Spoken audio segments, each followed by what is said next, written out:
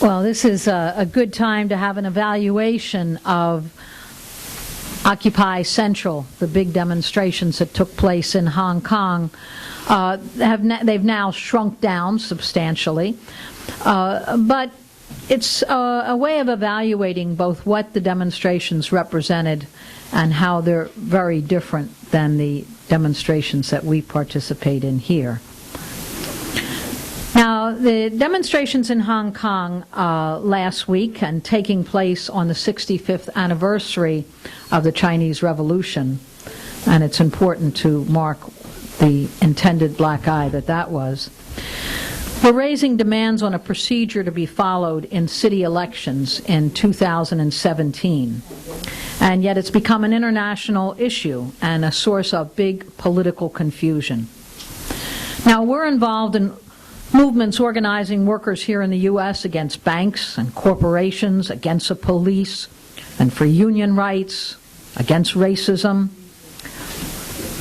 There's a caravan tomorrow to the Texas-Mexican border in defense of immigrant rights that we're deeply involved in. Comrades here, as we heard, have just returned from Boston in defense of a union of school bus drivers. And we have comrades leaving tomorrow for Ferguson, Missouri, in protests against the police killings. And just yesterday there was another killing in St. Louis, 16 bullets, young black man. We're involved in international solidarity on the front lines for Palestine and against U.S. wars and against coups. So we take sides in the class struggle. We're really on the front lines in so much of it. And we're always looking for ways to organize and mobilize our class to make demands and to assert their rights.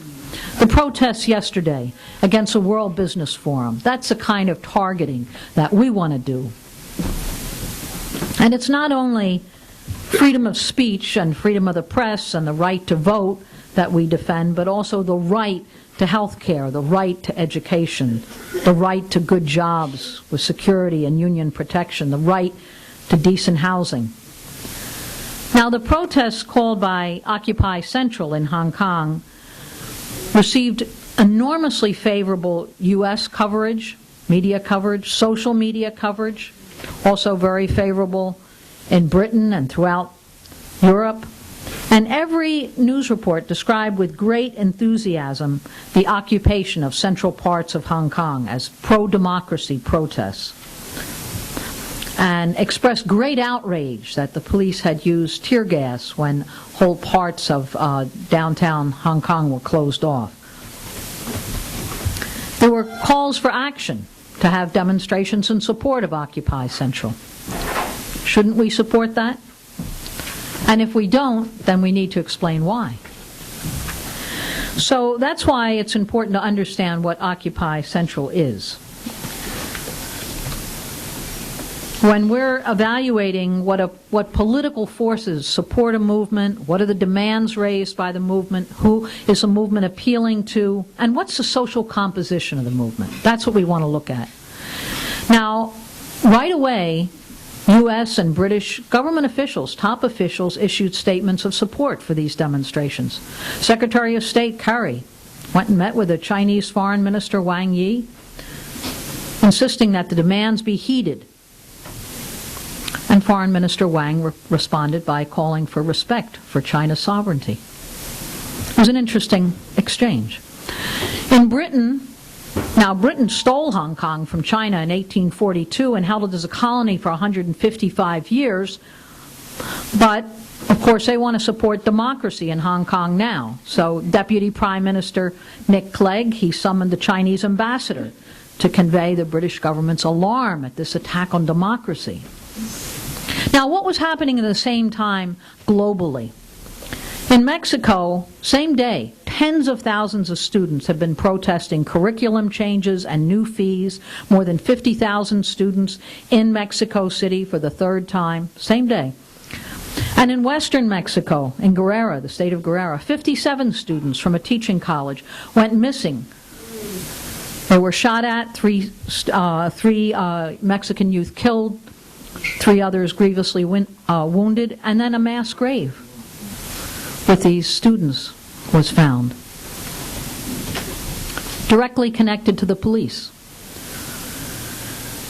Also on the same day in Naples, Italy, the national police attacked demonstrators who were protesting against austerity at a meeting of the European Central Bank.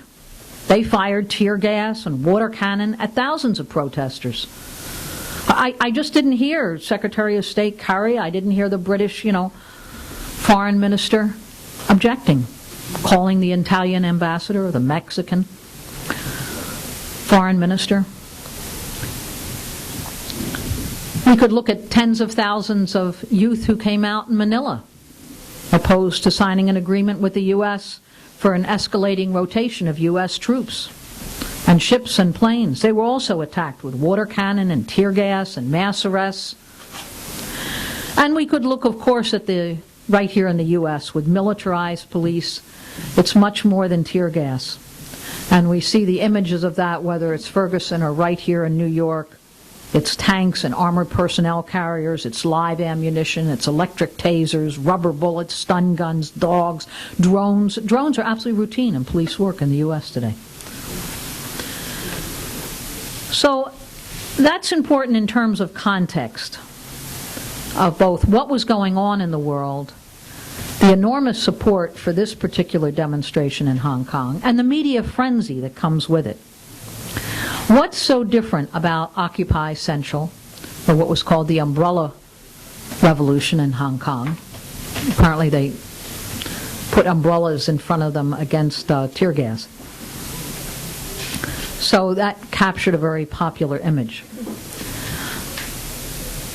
Now we could also look at the big thing here is denouncing restrictions on candidates in Hong Kong. That's what the demonstrations are all about. Can you imagine the outrage? Restrictions on candidates. Right here in the U.S., it takes millions of dollars, tens of millions of dollars, to run a campaign. And layers of vetting procedures. And a continuing campaign as more and more workers here are cut from the voting rolls. There's restrictive ballot measures in place in every state. Now, officials in China characterize the actions of Occupy Central as a U.S.-funded color revolution. And those were the upheavals that swept Ukraine and the former Soviet republics, and over a series of years. And they were funded and organized by a whole series of literally thousands of non-governmental organizations that are set up with U.S. funding. Now, there have been several commentaries, not only in the pages of Workers' World, describing in some detail the extensive role of the National Endowment for Democracy and USAID programs and the Democratic National Institute and the so on and so forth. Funding the corporate, with corporate money and with U.S. government. This is NED and USAID is money actually allocated from Congress as funding the protest movement. And I'll go into that in just a few minutes, but I want to come back to it. But just to say that there are thousands of non-governmental organizations.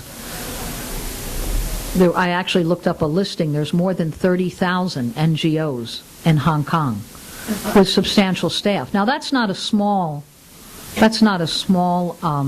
number. And the stated goal of most of these NGOs is to build democracy. And really their real purpose is to undermine the central role of the Chinese Communist Party in the organization of Chinese society. See, Hong Kong is unlike the rest of China.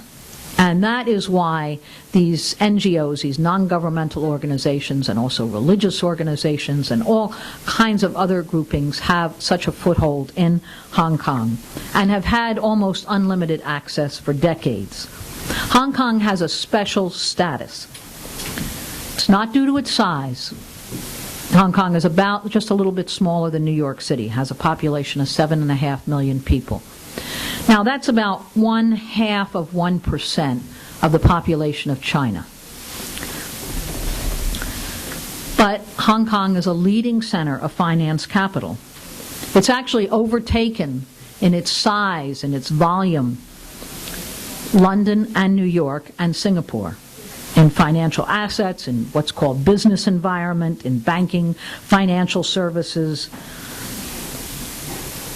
It is a financial gateway to China, and it has guaranteed a banker-friendly special administrative zone.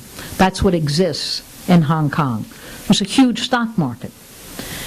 It's known, it also has a backup of insurance and law and accounting and hundreds of well-established professional service firms that really provide the services to corporations. And the capitalists who are based in Hong Kong are today the largest foreign investors in China. So I raise all this because Occupy Central, the imperialists and their backing and their support and their funding of the NGOs who were the backbone of Occupy Central, they may not be expecting to overturn the role of the Chinese Communist Party in governing China right now and today.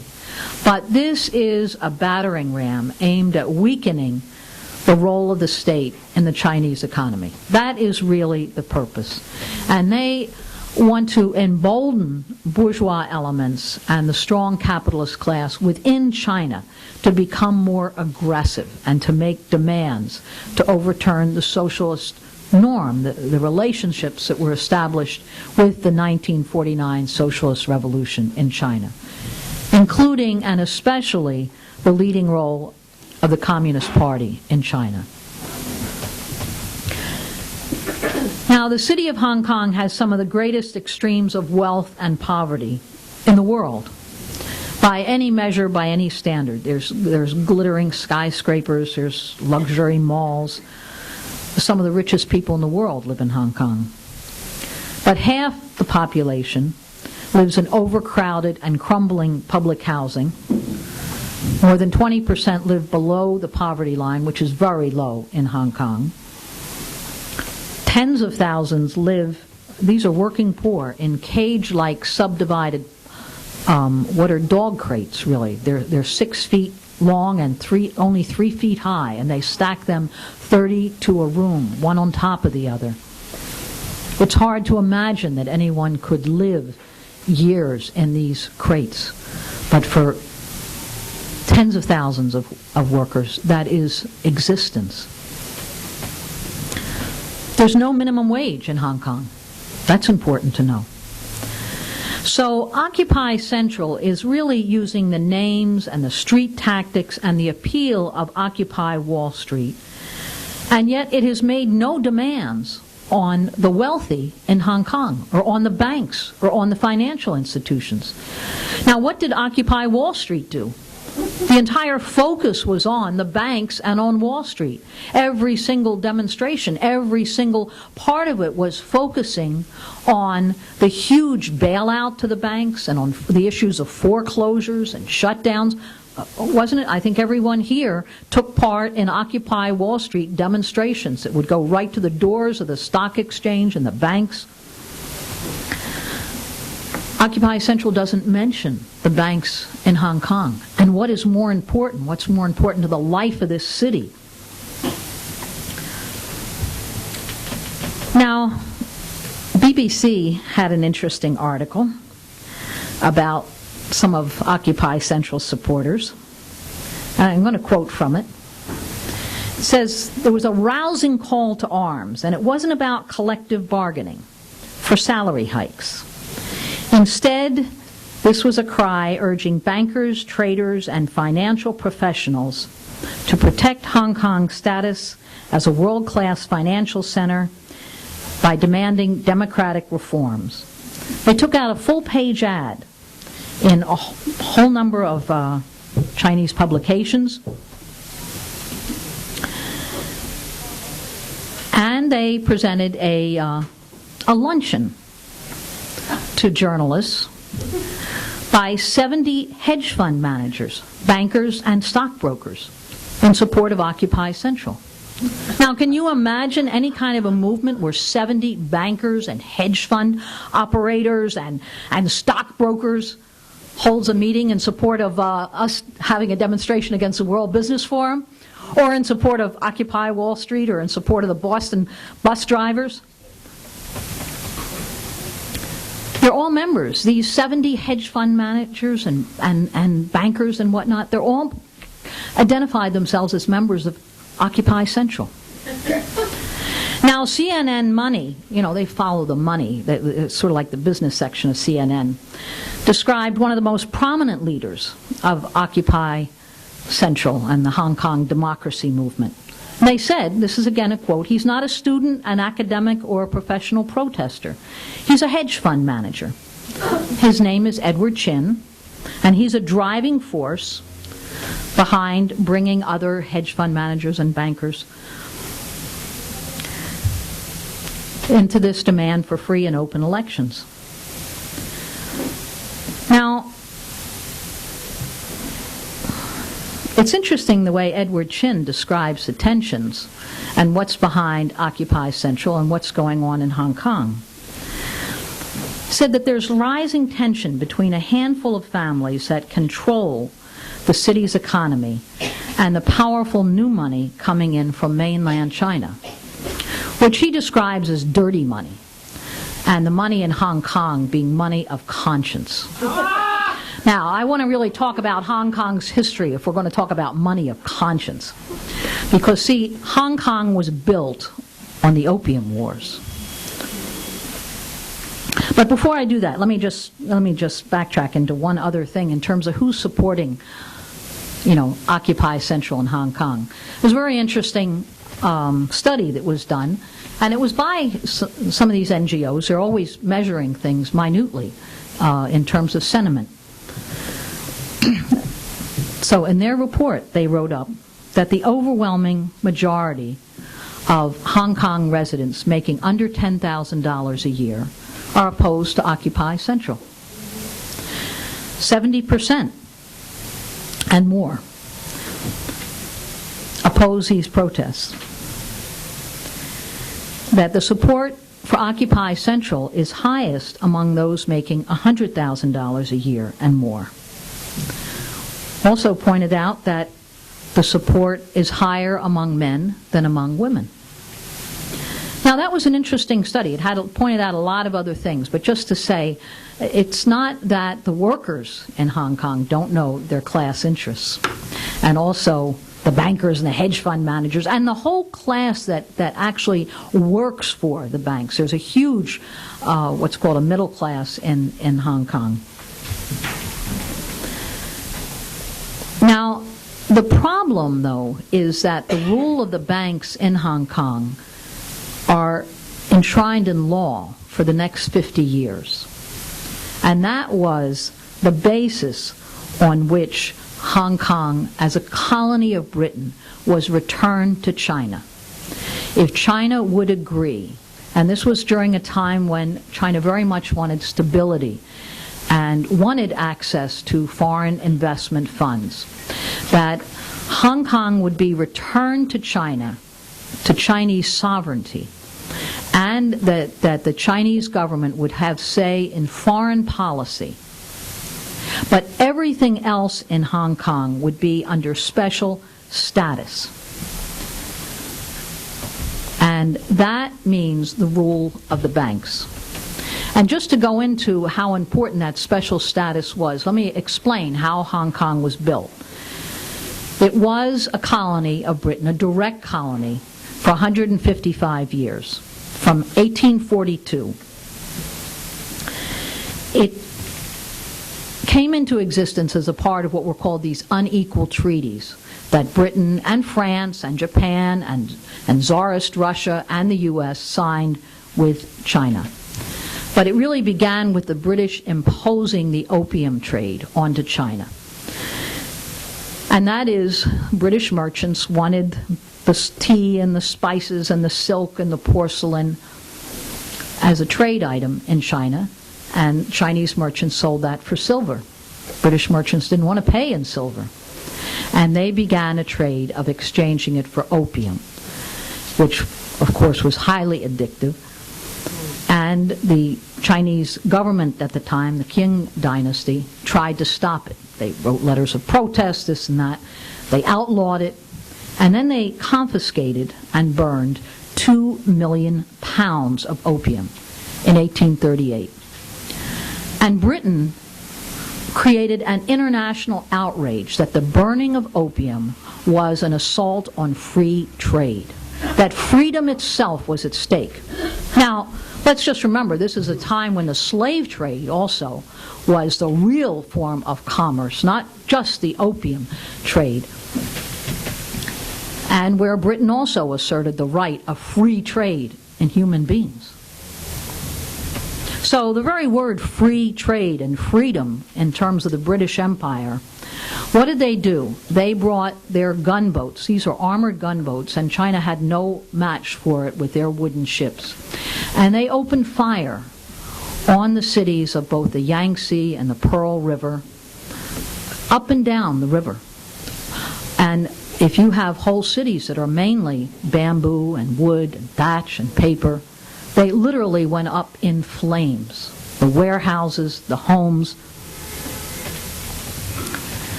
And at that time they seized Hong Kong, which had many natural harbors right at the mouth of the Pearl River. They made that their naval base and a military staging point for future wars on China.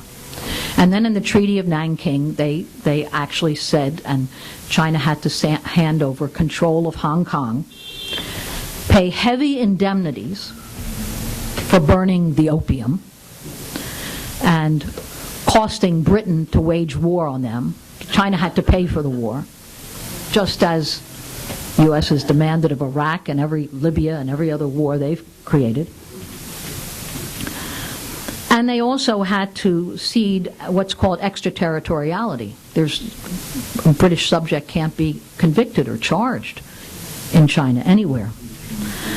And a number of other free and open cities for trade. Foreign concessions, they were called. And it was followed then by a second opium war, where not only Britain, but at that time France and U.S. and Japanese Imperial Russia, everybody opened up war on China, demanded a whole new set of concessions, more open cities, more extraterritoriality, more opium sales.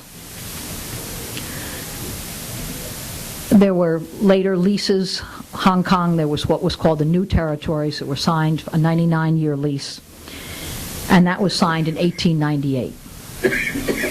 Now, I'm going back into all this because you can see what was a force driving the Chinese Revolution. This enormous feeling of both outrage that rang so deep, and also because China, under international imperialist domination, descended into warlords and civil wars and all kinds of contending factions, into devastating famines, into a complete pauperization of the peasant class.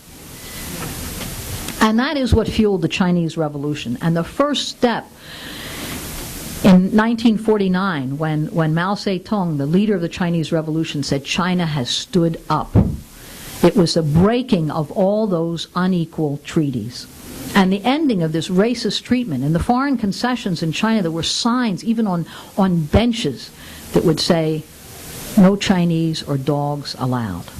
I mean, this is really like out of the segregation of the South, and we should understand it the same way, the kind of racist attitude that there was to the Chinese within their own country by the imperialists.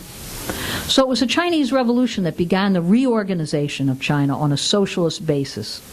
But Hong Kong remained in British hands, and Macau remained in the hands of the Portuguese colonialists, and Taiwan at the end of World War II and at the time of the Chinese Revolution, it was held on to by the reactionary Kuomintang regime. It became a U.S. protectorate. Now, in the 1980s, when socialist China was opening to Western capitalist investment and on a steadily expanding basis, that is when Britain said, let's renegotiate this treaty on what will happen to Hong Kong. And there was a fear of a destabilization. So there was a real concession.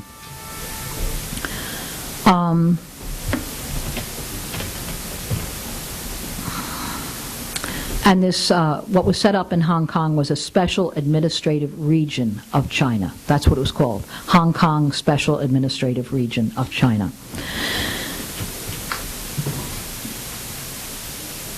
Now, the treaty was signed in 1984, but it didn't go into effect until the lease was up in 99 years, which was 1997. But during those intervening years, Britain used everything they could to establish something they had never allowed before: political parties. They began all sorts of elections. They began to develop a whole structure that would exist after they left within Hong Kong to ensure capitalist property relations. The name of this whole scheme was called One Country, Two Systems. That was the idea proposed by the Communist General Secretary at the time, Deng Xiaoping. And it guaranteed that Hong Kong would remain a financial center for the free flow of capital, that the Hong Kong dollar would continue to trade freely, and that property rights and contracts and ownership and rights of inheritance and foreign investment would all be guaranteed in Hong Kong. Every one of these unequal treaties would continue in Hong Kong. It actually written in the agreement, it stipulated that the Hong Kong capitalist system and its way of life would remain unchanged until 2047. That the network of private schools and universities and the corporate media would not change hands. And this is also part of the agreement, that the socialist system and socialist policies would not be practiced in Hong Kong. That's in this agreement for 50 years. That the Hong Kong bankers and financiers and industrialists, and Hong Kong was also a big center for all kinds of small and light industries and electronics and garment, they were all assured autonomy. Now, I just want to, but this really goes to the heart of, okay, let me wind up, and I'm going to have to jump through a lot of this. This goes to the heart of the demand by the Hong Kong Central grouping, by the Occupy Central movement, that the chief executive, Tsai Leung, must resign, because this is the only person who really has the authority of the Chinese government in Hong Kong, in this whole structure. Hong Kong even was left with the courts, the judiciary, that operates under old British Commonwealth law. So 99.5% of the rest of China has one set of laws, but in Hong Kong, every kind of court, small claims court, landlord court, labor courts, juvenile courts, coroner's courts, court of appeals, they all enforce the old capitalist laws. And the judges wear the old wigs, horsehair wigs and white gloves and scarlet robes and all of that. So in every way, this is enforcing these extremes of wealth and poverty and a British law, colonial law, in its most reactionary form. Now, just to, I started to say that in the period between the signing of this agreement and the actual handover was when Britain put into effect, and not only Britain, the U.S. especially, orchestrated and organized these NGOs and political parties and a huge expansion of media, and doing everything they could to protect and expand and pull in others. It was what they called soft power. And that's the significance of 30,000 NGOs being registered in Hong Kong. I mean, you could just imagine the sheer weight that is. It's USAID money and National Endowment of Democracy and the Ford Foundation and the Carter Foundation and the Asia Foundation and Freedom House and Soros Open Society and the National Democratic Institute, the National Republican Institute, I could go on and on, Human Rights Watch, all kinds of groups. And all of them claim to be there with the role of defending human rights and democracy and a free press and elections. Now, there may be, and there are, some handful of small NGOs that have also done work for immigrant rights and for Philippine maids and other real issues. But overwhelmingly, the NGOs are U.S. government funded, but also British and other European and other Asian capitalists also. There was one Chinese publication that said each and every Occupy Central leader is either directly linked to the U.S. State Department, to the National Endowment for Democracy, or the National Democratic Institute, or is involved in one of its many schemes. And they've listed actually who the leaders are. I'm not going to go into it here, but they list both who the leaders are and who their direct links, the institutes at universities, how they're funded, the staff and how they're funded. Now, the one thing in all this is that China is not the China of 150 years ago, when the British were facing the Qing dynasty, the Qing dynasty, I think I'm pronouncing that correctly. That China today, and part of this is the tension I was explaining of China as both a rising power and every U.S. aim, part of the whole China pivot, the surrounding of China, the military surrounding, the increase of tension in the area is how can they push back, because it's a real threat to the U.S. economically, but it also is how can they break the hold of the Chinese Communist Party in the organization of Chinese society. How can they do to China what they did to the Soviet Union? And you have a huge apparatus that is focused on doing just that.